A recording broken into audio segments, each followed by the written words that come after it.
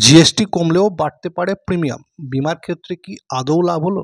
অর্থাৎ জিএসটি শূন্য হয়ে যাওয়ার ফলে কি প্রিমিয়াম, স্বাস্থ্য বিমা এবং জীবন বিমা প্রিমিয়াম কি কম হবে না একই থাকবে? কি হতে চলেছে? বিমায় শূন্য জিএসটির পুরো লাভ নাও মিলতে পারে। দীর্ঘ প্রতীক্ষার পর অবশেষে জীবন বিমা এবং স্বাস্থ্য বিমায় জিএসটি মকুব করেছে কেন্দ্র।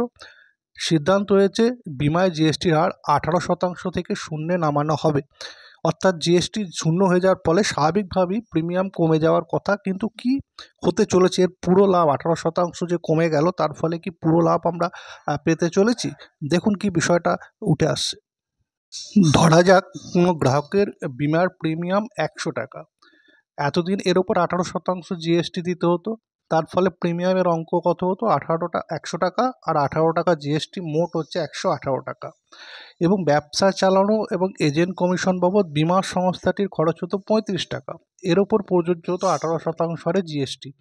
ফলে এই বাবদ সংস্থাটিকে মেটাতে হতো 6 টাকা 30 পয়সা জিএসটি।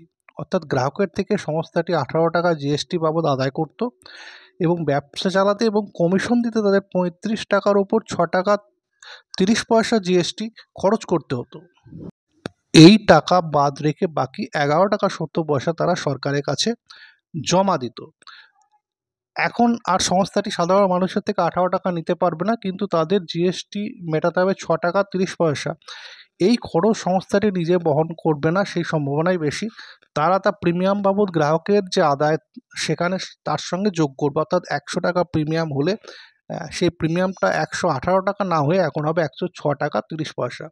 অর্থাৎ সাধারণ গ্রাহক আসলে 18 টাকার সুরাহা পেলেন না, তিনি পেতে পারেন 11 টাকা 70 পয়সার যে সুরাহা বা কম সেটা হতে পারে। এটা 100 টাকার হিসাবে একটা হিসাব দেখানো হলো। অর্থাৎ 18%-এর পুরো ছাড়টা না পেয়ে তারা হয়তো 11% বা 12% মতো ছাড় পেতে পারেন প্রিমিয়ামের ক্ষেত্রে। এখন দেখা যাক বিমা সংস্থাগুলো আগামী প্রিমিয়াম কি হয়, তার ক্যালকুলেশন কিভাবে উঠে আসে।